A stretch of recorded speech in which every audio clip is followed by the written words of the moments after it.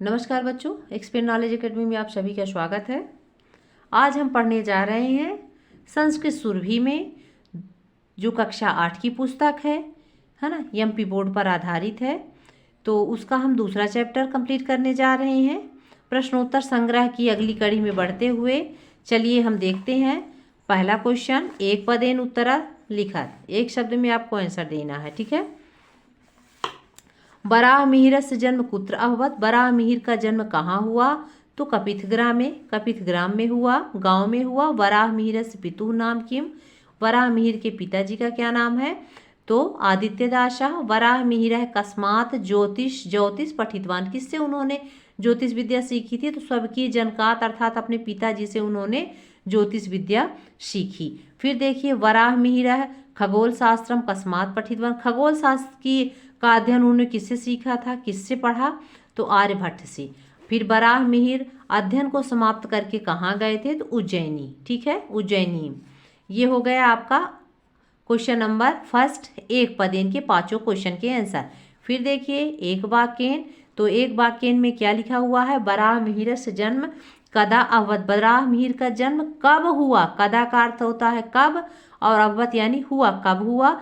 तो वराह मिहिर से वराह मिहिर का जन्म 499 ख्रिस्ताब्दे का अर्थ होता है ईस्वी, अवध यानी हुआ, उनका जन्म हुआ था 499 ईस्वी में, ठीक है।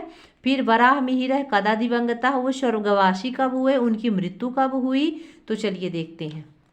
वराह मिहिर 587 ख्रिस्ताब्दे दिवंगत है। वराह मिहिर जो है 587 में दिवंगत हो गए थे, स्वर्गवासी हो गए थे। भारते फलित ज्योतिषस्य प्रथम आचार्य कह अभवत, भारत में फलित ज्योतिष के पहले आचार्य कौन हुए? तो वराह मिहिर हुए। कौन हुए? वराह मिहिर। वराह मिहिरेण के ग्रंथा विरचिता, कौन से ग्रंथों की रचना की थी? तो वराह मिहिर द्वारा जो है, वराह मिहिर द्वारा बृहद संहिता, बृहद जातकम, पंच सिद्धांतिका ग्रंथा विरचिता, उनके द्वारा रचे गए ग्रंथों के नाम क्या क्या हैं? बृहद संहिता, बृहद जातकम और पंच सिद्धांतिका, ठीक है। फिर पादपाह बल्मिकाश्चा किम प्रदर्शयन्ति, पादप यानी पौधे, बल्मिका यानी होता है दीमक, चा यानी और, ठीक है ना। पादप पौधे और दीमक क्या प्रदर्शित करते हैं, क्या दिखाते हैं? जिस जगह पर क्या हो, पौधे और पौधे भी हों हरे भरे, वहाँ दीमक लगी हुई हो, ठीक है ना, तो वो क्या दिखाते हैं? तो पादपाह बल्मिकाश्चा अधो भौमिक जल स्थितम प्रदर्शयन्ति, मतलब कि पौधे और दीमक ये क्या कर रहे हैं? पौधे भी कहीं, जहाँ कहीं आपको कुछ ऐसे पौधे होते हैं जो अपने से युक्त एकदम हमेशा 12 महीने क्या रहते हैं? हरे भरे रहते हैं, ठीक है। और जैसे आक का पौधा हो गया, आक, ठीक, और मदार जिसको बोलते हैं, है ना, और जहाँ बामी वगैरह बनी रहती है, तो ये सब क्या करते हैं? ये सूचित करते हैं कि भूमि के नीचे भूमि में जल है। नीचे भूमि में क्या है? अधोभौमिक जल, मतलब नीचे भूमि में जल की स्थिति को दिखाते हैं, ठीक है ना।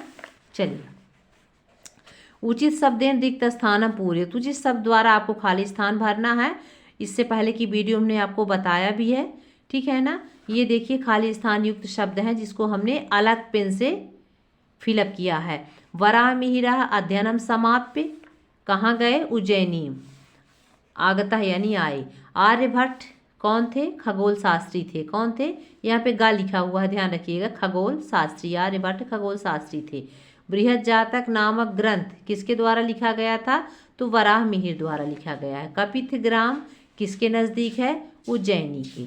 फिर गुरुत्वाकर्षण सिद्धांत किसके द्वारा प्रतिपादित किया गया है? तो वराह मिहिर के द्वारा प्रतिपादित किया गया है, ठीक है। हमने हिंदी में पूरा अर्थ बता दिया है, उम्मीद करते हैं आपके समझ में आ गया होगा अच्छे से।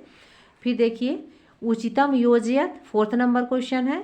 सामने सामने इनका आंसर लिखा हुआ है। उज्जैनिन्या निकटे कपिथग्रामा, वराह मिहिर से जन्म 499 ख्रिस्ताब्दे, आदित्य दास से पुत्र, आदित्य दास के पुत्र का नाम क्या था? तो वराह मिहिर था। अध्ययन समाप्य वराह मिहिर समागता, कहाँ आए? उज्जैनी आए। मृत्यु उनकी 587 में हुई थी। तो कोई नई बात नहीं है, इससे पहले ये जो चीज़ें आप यहाँ मैच द कॉलम में देख रहे हैं, तो क्वेश्चन आंसर में ये सारी चीज़ें आपको मिली हैं। आगे देखिए, शुद्ध वाक्य नाम समक्षम आम, अशुद्ध वाक्य नाम समक्षम ना इति लिखत, इससे पहले की जो हमने वीडियो बनाई थी तो उसमें हमने क्या किया था कि जो आम और ना था तो सेंटेंस के जस्ट बगल में हमने लिखा था और बताया भी था कि आप दोनों तरह से लिख सकते हैं। तो एक आप उस टाइप से लिख सकते हैं जैसे हमने पहले बताया था, एक इस टाइप से भी आप सेंटेंस बना के लिख सकते हैं। जैसे लिखा है पंच सिद्धांतिका इत्यस्य ग्रंथस्य रचयिता वराह मिहिरा अस्ति, तो आप यहाँ आंसर डाल के आम लिख सकते हैं। आम का अर्थ होता है हाँ, ठीक है। चलिए, बृहद जातकम ग्रंथस्य रचयिता आर्यभट्ट। बृहद जातक नामक जो ग्रंथ है उसके रचयिता क्या आर्यभट्ट है? नहीं है, क्योंकि अभी हमने पढ़ा है कि बृहद जातिका पंच सिद्धांतिका की रचनाकार कौन है? वराह मिहिर है। तो आर्यभट्ट तो नहीं है, तो यहाँ ना हो गया। आर्यभट्ट खगोल शास्त्री थे, हाँ आम। वराह मिहिर कृता काल गणना प्रमाणिका अस्ति, है ना। वराह मिहिर के द्वारा की गई समय की गणना प्रमाणित है, तो आम, हाँ। वराह मिहिर से जन्म वर्तमान मध्य प्रदेश राज्य अवध, तो हाँ वर्तमान के मध्य प्रदेश राज्य में हुआ था। उज्जैनी कहाँ है? मध्य प्रदेश में है। संधि विच्छेदम कृत्वा संधि नाम लिखत। हालांकि इसका थोड़ा क्वेश्चन हमने चेंज कर दिया है, उसमें लिखा था ना, बुक में आपके है नाम उल्लेख पूर्वकम संधि विच्छेदम कुरुत, तो हमने लिख दिया है संधि विच्छेदम कृत्वा संधि नाम लिखत। संधि विच्छेद करके आपको क्या करना है? संधि नाम लिखना है। तो यहाँ पे देखिए आदित्योपासका, तो इसकी संधि विच्छेद के आदित्य धन उपासका हो जाएगा, इसमें गुण संधि है। अस्मिन नेव, तो अस्मिन धन एव, इसमें कौन सी संधि है? व्यंजन संधि है।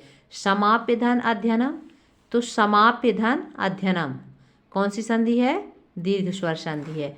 इसमें पूर्व रूप संधि है, इसकी पहचान क्या है? इसमें अवग्रह चिन्ह लगा हुआ है, देख रहे हैं ना। तो ये जो यस जैसे बना है तो इसको हम क्या बोलेंगे? आ बोलेंगे। क्या बोलेंगे? आ। बालको धन अजायत, तो पूर्व रूप संधि है। वर्धिताश्च, वर्धिता धन चा, इसमें कौन सी संधि होगी? विसर्ग। क्यों होगी? क्योंकि यह देखिए विसर्ग चिन्ह लगा हुआ है ना, विसर्ग संधि है।